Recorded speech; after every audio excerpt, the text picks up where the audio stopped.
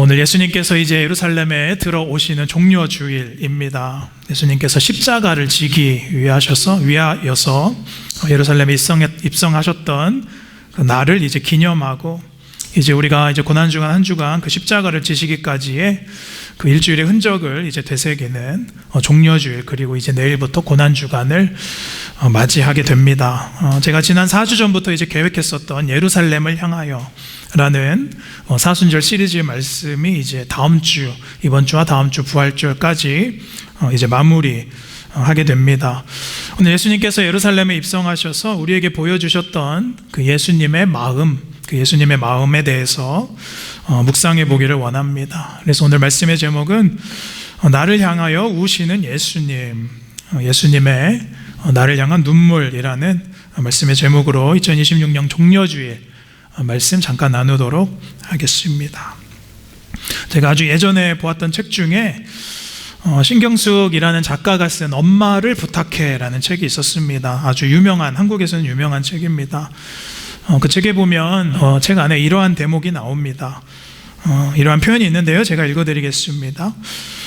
네가 울면 나도 울었다. 네가 아프면 내 몸 전체는 칼날에 베이는 것 같았다. 너를 위해 울어줄 수 있는 사람이 있다는 것은 네가 이 세상에 혼자가 아니라는 증거란다 라는 그러한 대목이 있었습니다. 마지막 표현이 참 인상적입니다. 나를 위해서, 그러니까 너를 위해서 울어줄 수 있는 사람이 있다는 것은 네가 이 세상에 혼자가 아니라는 증거란다. 여기서 지금 울어주고 있는 사람은 누굴까요? 엄마, 어머니입니다.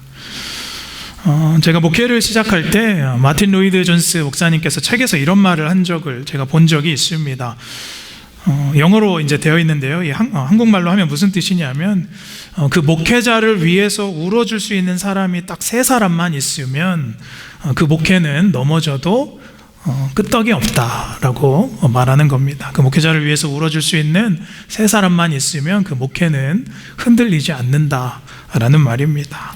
저는 이 신경숙 작가의 책과 이 존스 목사님의 한 말을 보면서 말씀을 준비하며 이런 생각을 해보았습니다. 과연 나를 위해서 울어줄 수 있는 사람이 3사람이 있을까라는 생각을 해보았어요. 저는 아직 이제 한국에 어머니가 살아 계시니까요, 한 사람은 확보한 것 같습니다. 근데 가장 가까운 아내, 이제 2번째 사람, 가장 가까운 아내, 저는 확신합니다. 울어줄 것 같습니다. 어제도 울더라고요. 어제도 울었습니다. 그리고 마지막 한 사람, 이제 3번째 사람, 제가 확신할 수가 없는 거예요. 누가 나를 위해서 울어줄 수 있을까? 자, 여러분, 저는 저를 위해서 울어줄 분을 찾고 있습니다. 자, 여러분, 여러분을 위해서 울어줄 수 있는 사람이 있다는 것, 그것은 참 괜찮은 인생 같습니다. 왜냐하면 누군가를 위해서 우리가 울어준다라는 것은요, 보통 마음으로는 사실 할 수 없는 일입니다. 그 사람의 삶 전체를 우리가 봐야 되고요, 그 사람의 삶을 내 안으로 통과시켜야만이 우리가 울어줄 수 있는 것이 그 울음이라는 것이지요. 근데 여러분, 이 자리에서 사실 그 나를 위해서 울어줄 수 있는 사람이 딱히 생각나지 않아도 여러분 너무 낙심하지 않기를 바랍니다. 그 이유는 그 3사람의 눈물보다 더 큰 분이 계시지요. 그것은 우리를 위해서 오늘도 눈물로 기도하시고 또 나를 위해 울어주시는 성령님이 있다는 것입니다. 우리 예수님이 나를 위해서 울어주고 있다는 것입니다. 자, 여러분, 오늘 우리가 예수님께서 이제 예루살렘에 입성하시면서 많은 사람들이 종려가진 나무를 이제 흔들면서 환영을 이제 받으셨습니다. 나귀를 타시고 예수님께서 이제 들어오신 날입니다. 구약 성경에 예언된 메시아로서의 그 나귀를 타시고 예루살렘에 이제 들어가셨다는 거예요. 사람들은 예수님을 보고 환호했습니다. 칭송하고 찬양하고 소리를 질렀습니다. 어떤 자들은 자기의 옷을 바닥에 깔아놓고 엎드리며 외칩니다. 우리 누가복음 19장 38절에 이 모습이 잘 나와 있죠. 우리 함께 읽어볼까요? 시작. 이르되 찬송하리로다 주의 이름으로 오시는 왕이여, 하늘에는 평화요 가장 높은 곳에는 영광이로다. 하니. 지금 예수님께서 예루살렘에 입성하실 때 많은 사람들의 찬송과 환대와 칭송을 받으셨다는 거예요. 이런 이야기를 들으니까요, 예수님께서 얼마나 기쁘셨을까요? 그런데 그렇지 않다는 거예요. 예수님의 속마음은 뭔가 좀 달랐던 것 같습니다. 성경은 이 예수님의 당시의 마음을요, 이제 묘사하고 있는데요. 오늘 본문 41절 함께 돌아가 볼까요? 본문 41절 우리 함께 한 번 더 읽습니다. 시작. 가까이 오사 성을 보시고 우시며. 예루살렘의 이제 입구를 통해서 들어오시고 나서 그 성에 가까이 다가갈 무렵 이제 예수님께서 울기 시작하신 거예요. 아니, 사람들은 예루살렘을 보고 왕으로 칭송하기 시작했고요, 환호하고 이보다 더 큰 환영이 없었는데 예수님께서 이제 제자들과 한 곳에 멈춰 섰습니다. 그리고 예루살렘 성을 보시고 특별히 성전 쪽을 바라보시면서 눈을 돌리시더니 갑자기 울기 시작하시는 거예요. 여러분, 제자들은 예수님이 성문을 통과할 때만 해도 와, 신난다, 야, 대박이다, 내가 예수님을 3년 동안 따라다닌 보람이 있구나, 이제는 나는 고생 끝, 이제 행복이 시작되겠구나, 예수님이 진짜 왕이셨구나, 이제 우리 인생은 폈다 라고 생각했을 거예요. 그런데 예수님께서 돌연 이제 감정이 격해지시면서 한 곳에 머물러서 울기 시작하시는 거예요. 제자들이 깜짝 놀랐겠죠. 그러면 여러분, 제자들과 우리는 왜 예수님이 이렇게 갑자기 우셨을까 궁금한 거예요. 여러분, 성경에서 예수님께서 우셨던 장면은 흔치 않습니다. 많이 안 나옵니다. 특별히 2번 정도가 나오는데요, 오늘 본문에 예수님께서 우시는 장면, 그리고 또 요한복음에도 같은 복음서에도 똑같이 이 장면이 등장합니다. 그리고 또 한 가지 예수님께서 우시는 장면이 있는데요, 요한복음 11장 35절에 보면 예수님께서 이제 누구 앞에서요? 죽은 나사로 앞에서 이제 우는 장면이 나와요. 마르다와 마리아의 그 청에 이제 늦게 오셔서 마르다와 마리아가 죽은 형제를 보고 우는 모습을 보면서 예수님도 같이 눈물을 흘리셨습니다. 그러니까 나사로 앞에서의 울음은 사실 오늘의 울음과 조금 다른 울음이지요. 요한복음 11장 35절에 예수님께서 죽은 나사로를 보시며 울었던 장면을 이렇게 보면 그 성경 말씀의 단어는 타퀴리오라는 단어입니다. 타퀴리오라는 단어예요. 그러니까 이 우심은 어떤 우심이냐면 조용히 우시는 거예요. 조용히 눈물을 흘리시는 것. 그러니까 깊은 공감에서 절제된 슬픔으로 이제 나사로를 보시면서 우셨다라는 거예요. 그런데 오늘 41절, 본문의 41절에 예수님께서 성에 가까이 오시면서 성전을 보시면서 우셨을 때 이 울다라는 단어는 아까 나사로와는 다른 단어로 쓰입니다. 클라요라는 그 울음의 단어인데요, 어떤 뜻이냐면 흐느껴서 우시는 거예요. 큰 소리로 우시는 겁니다. 어쩌면 통곡하시면서 우셨다라는 의미예요. 그러니까 예루살렘 성을 보시면서 오늘 예수님께서 펑펑 울었다라고 볼 수 있는 겁니다. 그러니까 옆에 있는 제자들도 당혹스럽고 의아한 것이에요. 예수님이 갑자기 왜 우실까? 여러분, 우리가 큰 울음을 울 때 한번 생각해 보십시오. 우리가 큰 울음을 울 때는 언제 웁니까? 그 닥친 상황이 너무나 큰 일일 때, 내 감정이 격해질 때 우리는 울 수밖에 없는 거예요. 물론 아이들이 장난감 빼앗겼을 때도 크게 웁니다. 그런데 우리가 보기에는 아무것도 아닌 것 같아도 그 아이들에게는 뭐예요? 그게 전부인 거예요. 그래서 그렇게 크게 울 수밖에 없는 일이지요. 그러니까 사랑하는 여러분, 오늘 예수님께서 이렇게 크게 우셨다라는 이 장면은 성경의 유일한 장면입니다.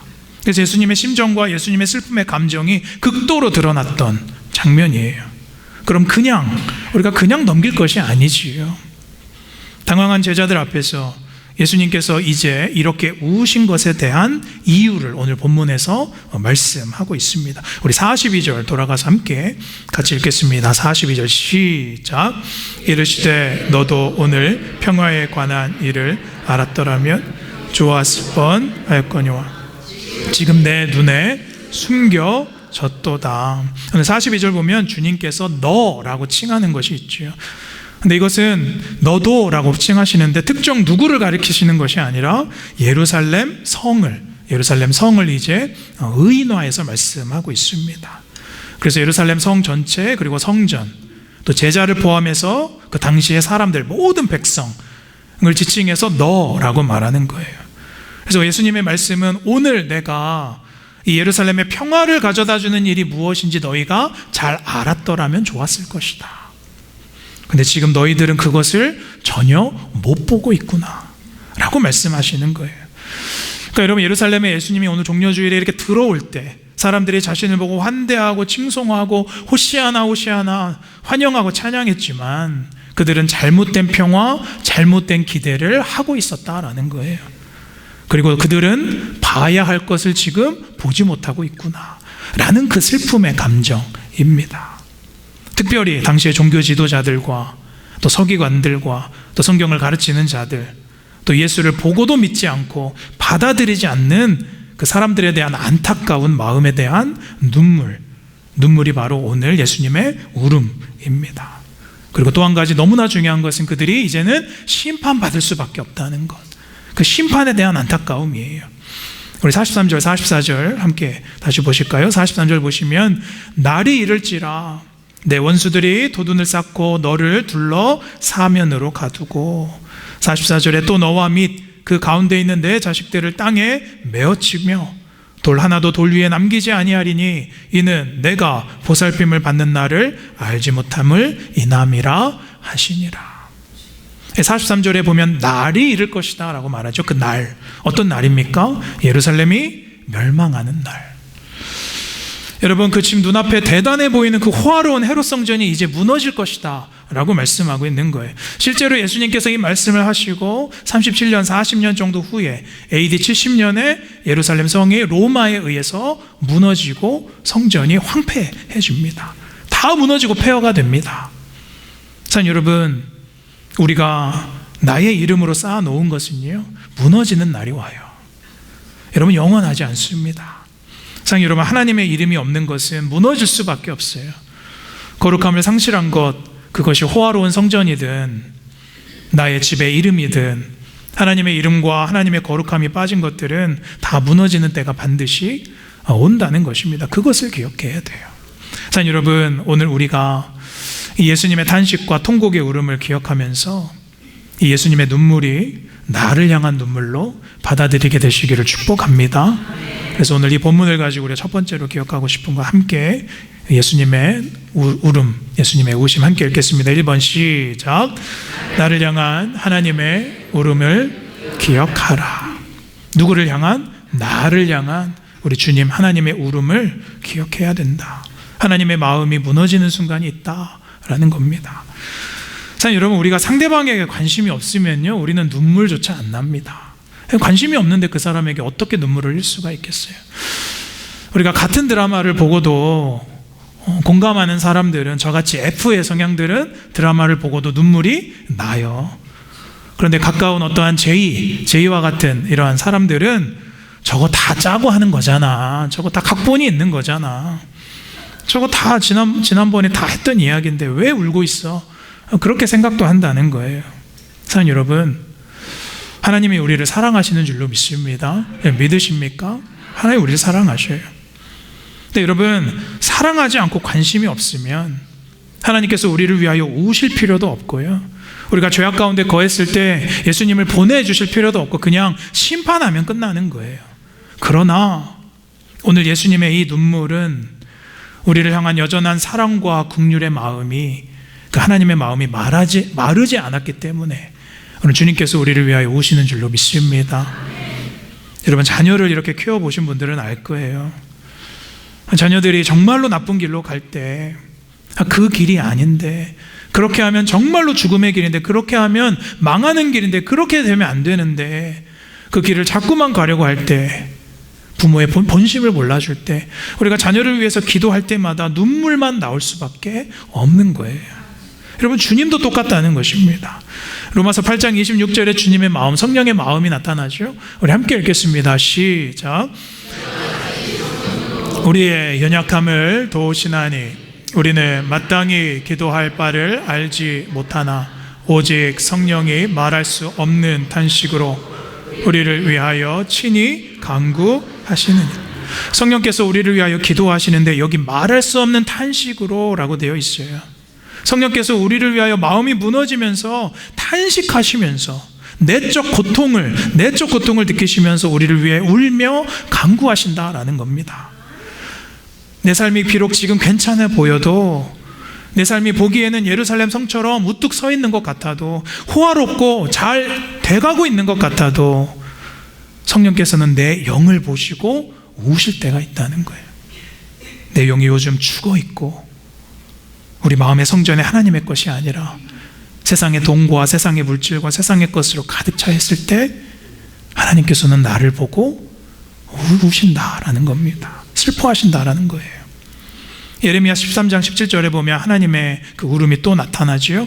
우리 함께 읽겠습니다. 시작. 너희가 이를 듣지 아니하면 나의 심령이 너희의 교만으로 말미암아 은밀한 곳에서 울 것이며 여호와의 양떼가 사로잡힘으로 말미암아 눈물을 흘려 통곡하리라. 여러분, 하나님은 내가 교만할 때 우신대요. 내가 교만할 때, 내가 하나님의 말씀과 하나님의 뜻과 반대되어서 살 때 하나님은 나를 향해 우신다라는 겁니다. 사실 여러분, 예수님께서 지금 나를 보시고 슬퍼하실지 아니면 기뻐하실지 무엇을 보면 우리가 알 수 있겠습니까? 내가 주님의 제자로 지금 주님과 동행하고 있는가, 아니면 점점점 매주 멀어지고 있는가를 보면 알 수 있다는 것입니다. 제가 어릴 적에, 제가 시골에서 자라서 저희 집에 이렇게 소를 몇 마리 키운 적이 있습니다. 이제 어미가 송아지를 낳지요. 근데 송아지가 이렇게 좀 장성할 때까지, 클 때까지 좀 같이 키우면 좋겠는데, 집안 사정상 송아지를 이렇게 팔아야 될 때가 있어요. 그럼 여러분, 이 동물들이 기가 막히게 민감하게 알아요. 희한한 게요, 저희 집에 이렇게 멀리에서 소를 태울 트럭이 이렇게 오면 그 어미 소는 바로 눈치챕니다. 아, 오늘 내 송아지가 내 자식이 팔려가는 날이구나. 저 트럭이 이렇게 저희 집으로 들어오면 이 어미 소가 있는 힘껏 울기 시작해요. 동물이 낼 수 있는 소리로 계속 울고요. 안 가려는 송아지 억지로 이렇게 채서 부모로부터 떨어뜨려서 트럭에 이렇게 올리면 제가 어미소를 이렇게 보면 그 큰 눈에 눈물이 그렁그렁 그리고 계속 웁니다. 그렁그렁 맺히면서 자기 새끼가 팔려가는 것에 대해서 웁니다. 근데 여러분, 동물도 이렇게 자기 자식이 팔려갈 때 이렇게 우는데 하물며 우리를 창조하신 만물의 주인 되신 우리의 아버지 하나님 어떠실까 한번 생각해 보는 거예요. 히브리서 5장 7절엔 예수님의 이 눈물에 대해서 한 번 더 말씀하고 있죠. 우리 함께 읽겠습니다. 시작. 그는 육체에 계실 때 자기 죽음에서 능히 구원하실 이에게 심한 통곡과 눈물로 간구와 소원을 올렸고 그의 경건하심으로 말미암아 들으심을 받았느니라. 겟세마네에서 누구를 위해서 오셨습니까? 나의 구원을 위해서 오셨어요. 내가 하나님의 품을 떠나서 자꾸 세상의 돈만 보고 살아가고, 내가 하나님보다 세상의 물질을 사랑하고 재물을 사랑하고 우상을 사랑하고 쾌락을 사랑하고 내가 멸망의 길로 갈 때 예수님께서 그 무너진 예루살렘을 보시면서 온 것처럼 나를 보며 오늘 통곡하고 계심을 사랑하는 여러분, 오늘 우리가 깨닫게 되기를 간절히 축원합니다. 오늘 예수님의 이 울음의 방향은, 눈물의 방향은 두 가지로 봐야 됩니다. 첫 번째는 나를 향한 울음이에요. 나를 향한 울음. 동시에 우리가 제자로서 그러면 나는 누구를 위하여 울어줄 수 있을 것인가? 그럼 나는 무엇을 위하여 울고 있는가 생각해 봐야 됩니다. 내가 예수님의 마음을 닮아서 누군가를 위하여 울 수 있는 긍휼함을 갖고 있는가? 사랑하는 여러분, 마음이 마른 사람은 울 수가 없습니다. 마찬가지로 마음이 마른 사람은 예수님의 제자가 될 수도 없습니다. 여러분, 살다 보면 마음에 안 드는 사람, 또 미운 사람, 또 용서하기 힘든 사람 만나게 되지요. 그런 사람이 혹시 지금 있다면 그 하나님 앞에 사랑하는 여러분, 그 사람을 위해서 울며 간구하게 되시기를 축복합니다. 그 눈물을 회복하면, 쉽지 않겠지만 그 눈물을 회복하면 내가 살아나게 되어 있습니다. 자, 오늘 제가 본문을 좀 넓게 잡았죠. 두 번째, 그 우신 장면 이후로 보시면 예수님께서 이제 45절에 곧장 어디로 가세요? 성전으로 가십니다. 우리 45절 함께 읽을까요? 시작. 성전에 들어가사 장사하는 자들을 내쫓으시며. 이 성전으로 가셔서 이제 성전을 정리하시는데요, 요한복음 2장에도 이 성전을 정결케 하신 사건이 똑같이 묘사되어 있습니다. 예수님께서 예루살렘 성을 보시고 우시고 나서 성전으로 바로 가십니다. 그리고 성전을 뒤엎으십니다. 우리 46절 우리 함께 읽어볼까요? 46절 시작. 그들에게 내 집은 기도하는 집이 되리라 하였거늘 너희는 강도의 수구를 만들었노라 하시니라. 자, 오늘 이 본문을 가지고 두 번째로 기억해야 될 예수님의 마음, 예수님의 눈물은 함께 읽겠습니다. 시작. 내 마음의 성전을 정결하게 하라. 내 마음의 성전을 눈물로 정결하게 하라. 요한복음 2장 13절 17절 보시면 이 장면이, 이 성전을 엎으시는 장면이 더 잘 묘사되어 있습니다. 성전 안에 가셔서 장사하고 매매하는 자들 보란듯이 채찍을 만들어서요 다 쳐버리십니다. 그리고 장사 테이블을요 다 둘러 엎으셨어요. 여러분, 예수님의 성격 장난 아니시죠? 이것만 보면 거침이 없습니다. 근데 여러분, 예수님께서 이렇게 분노하신 의도가 있으신 거예요. 왜냐하면 예수님은 거룩에 대해서, 여러분, 거룩에 대해서 타협이 없으신 거예요. 여러분, 우리가 오해하는 것은 내가 이 정도면 거룩하지, 내가 이 정도면 겸손한 것이지, 남들보다 내가 더 기도하고 또 주의도 잘 지키고 또 헌금도 나름 하고 내가 거룩하지. 그런데 그렇지 않다는 거예요. 주님은 이 거룩이라는 것을 보이는 행동, 우리가 하는 행동으로 비추지 않으신다는 겁니다. 어디에 기준을 두십니까? 내 마음의 주인이 누구냐? 내 마음의 주인이 누구냐? 그것으로 거룩을 비추신다는 것입니다. 사랑하는 여러분, 오늘 이 예수님께서 둘러 엎으신 성전은 내 마음인 줄로 믿습니다. 우리는 지금 은혜의 시대에 살아가고 있지요. 여러분, 우리 마음 안에, 예레미야서를 보시면 우리 마음 안에 하나님께서 언약궤를 두시겠다라고 말씀하십니다. 예레미야 31장 31절에 33절 보시면 뭐라고 나와 있어요? 내가 나의 법을 그들의 어디에요? 마음에 두고 그들 생각에 기록할 것이다. 그래서 사랑하는 여러분, 이 말씀대로라면 내 마음이 지성소가 되는 것입니다. 그래서 여러분, 하나님의 성전이에요. 이제는 저 예루살렘 성전이 아니라 어떠한 교회의 성전, 특정한 장소에 국한되는 것이 아니라, 여러분, 고린도전서 3장 그리고 6장 말씀처럼 내 몸과 내 마음이 거룩한 성전이 되는 줄로 믿습니다. 내 마음이 성전이 되는 거예요. 오늘 예수님께서 보이신 이 성전을 뒤엎으신 사건은요, 나의 몸을 뒤집으신 것이고 나의 마음을 뒤엎으신 것입니다. 그 안에 예수님의 분노와 나를 향한 눈물 또한 있는 것이지요. 여러분, 우리가 언제까지 예수 믿는다고 하면서 내가 늘 예수님과 거래만 하려고 하십니까? 여러분, 신앙은 예수님 앞에 가판대를 차려놓고 동전을 쌓으며 하나님과 거래하는 것이 신앙이 아니라는 거예요. 여러분, 제자의 길은 오직 한 길인 줄로 믿습니다. 우리가 한눈을 팔면 길을 잃게 되어 있습니다. 말씀을 준비하면서 제가 어릴 때에 저는 이제 시골에 살아서 읍내에 이제 시장이 있는데요. 읍내 시장이 이제 5일마다 5일장이 열려요. 그럼 제가 가끔 이제 어릴 때 어머니 손을 잡고 시장에 갔던 기억이 떠올랐습니다. 읍내 가보면 5일장에 사람이란 사람은 다 모입니다. 바글바글 하지요. 가면 그렇게 제 어린 눈을 이렇게 사로잡는 것이 많습니다. 장난감 가게, 아이스크림 가게, 솜사탕, 도너츠, 튀김, 뻥튀기에 뻥이요. 엄마 손을 잡고 제가 가지만 저의 눈이 어디에 가 있어요? 그 도너츠, 튀김, 장난감 이런 데에 계속 가 있는 거예요. 근데 여러분, 저를 이제 붙잡고 가시는 어머니의 목적은 달라요. 어머니는 이제 목적하신 길로만 가시는 거예요. 제 손을 붙들고 사람들이 아무리 이거 쌉니다, 이거 보고 가세요, 이거 싸게 줄게, 이거 보고 가세요 해도 제 손만 붙잡고 앞만 보고 가시는 거예요. 근데 여러분, 제가 만약 한눈 팔다가 손 한 번만 놓치면 사람들에게 치여서 어디로 휩쓸려 가는지도 모를 만큼 그게 북적북적해요.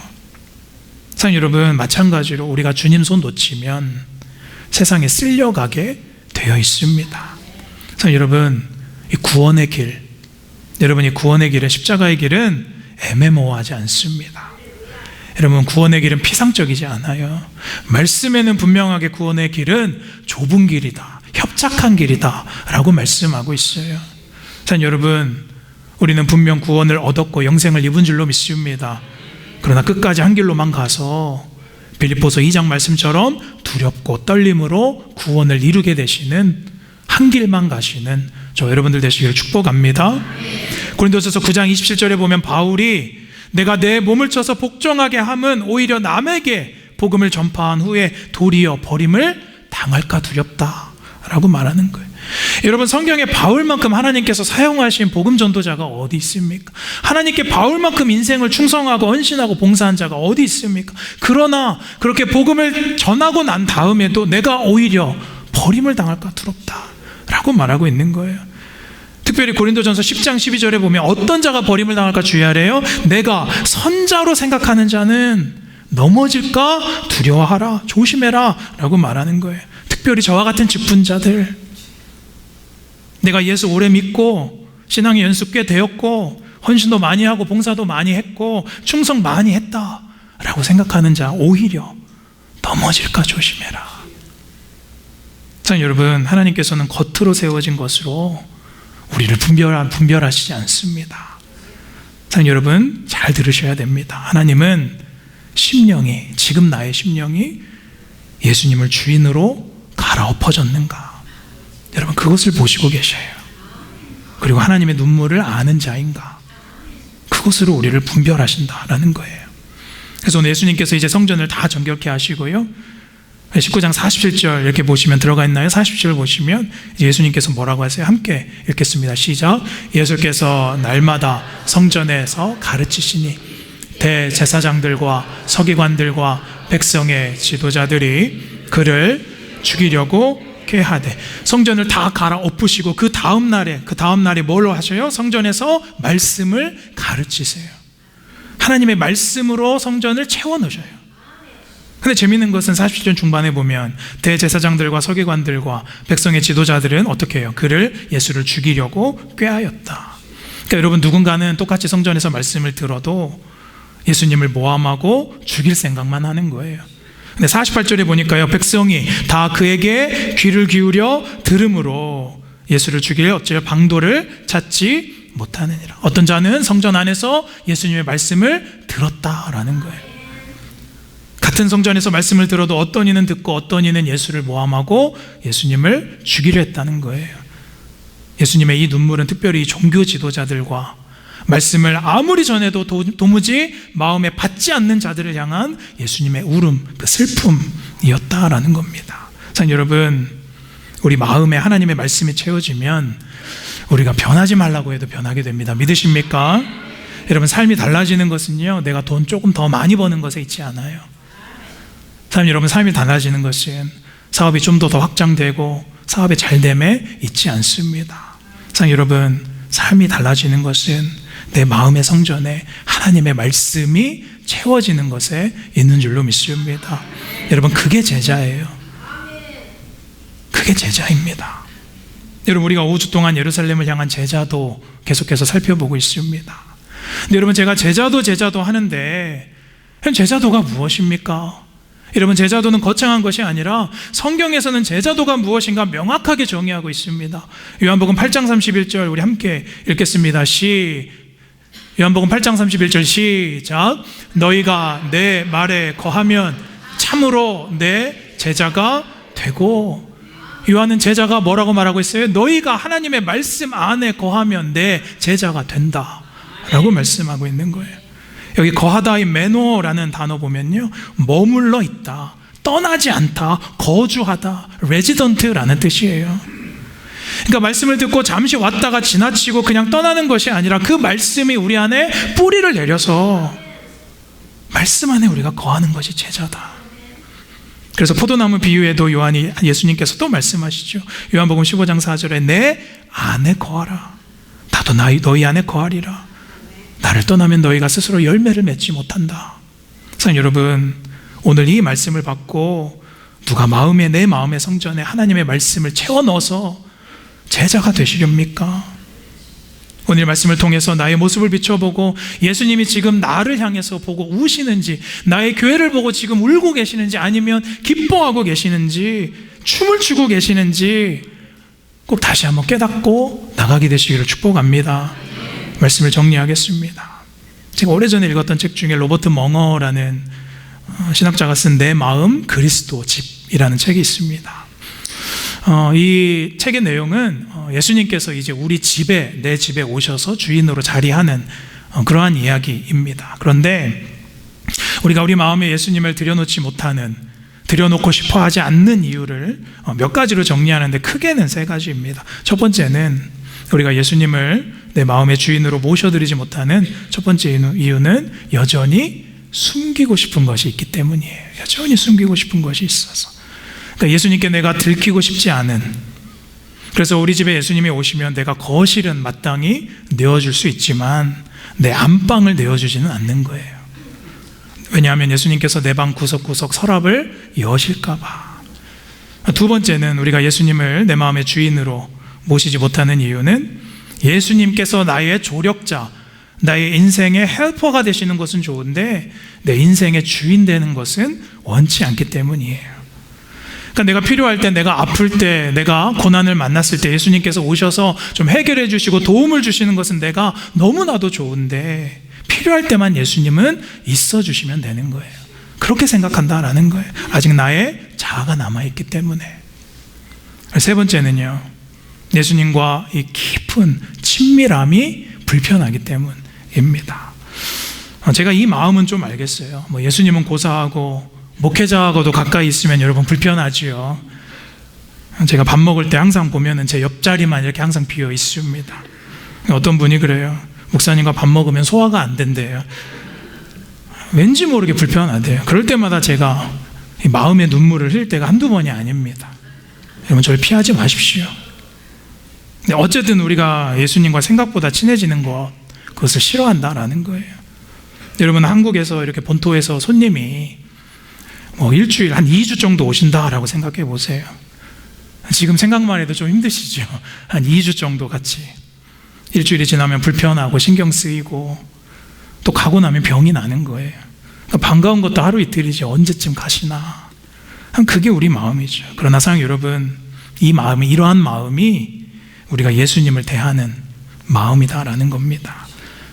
오늘 예루살렘에 예수님이 들어오실 때 예수님을 칭송하고 사람들이 호시아나 호시아나, 다윗의 자손 예수여 우리를 구원하소서, 그렇게 외쳤음에도 불구하고 그들 마음 안에는 나에게 원하는 것을 주시는 예수님이면 어서 오십시오, 웰컴 이지만 정작 내 마음 안에 들어오셔서 성전을 뒤엎으시고 나를 전복시키기를 원하실 때는 저 예수를 못 박으라 라고 변하게 되는 거예요. 어떻게 3일 만에 사람들이 이렇게 예수님을 칭송하다가 살인자로 변할 수가 있겠습니까? 예수님께서 그 거절감이 어떠셨을까? 사랑하는 여러분, 만약 우리가 지금 그러고 있다면 주님께서 우리를 보며 마음이 무너지는 순간이 있다는 겁니다. 오늘 우리를 향한 예수님의 우심, 나를 향한 눈물의 진짜 의미를 모르면 사랑하는 여러분, 우리가 예배당을 나가는 즉시 우리는 세상과 제자의 삶을 구분하게 되어 있습니다. 십자가와 구원과 영생과 말씀의 진리, 이런 것들은 교회 안에서만 그냥 1시간 30분 듣는 그런 단어이고 내 인상과는 전혀 관계가 없는 것. 그러나 사랑 여러분, 제자는 그렇게 살지 않습니다. 때로는 불편하고 숨기고 싶은 것이 있어도 새 예루살렘 성을 우리 안에 세워야 될 줄로 믿습니다. 오늘 예수님의 통곡과 울음이 나를 향한 눈물임을 기억하시기를 바랍니다. 그래서 나도 타인을 향해서 이제 울어줄 수 있는 그런 예수님의 마음을 품고 내가 그 세 번째 사람이 되어서 예수님의 울음과 또 나의 울음을 타인을 위하여 기꺼이 내줄 수 있는, 그래서 한 주 동안 고난주간 잘 통과하셔서 새롭게 거룩으로 구별되는 부활주일 준비하시기를 주님의 이름으로 간절히 축원합니다.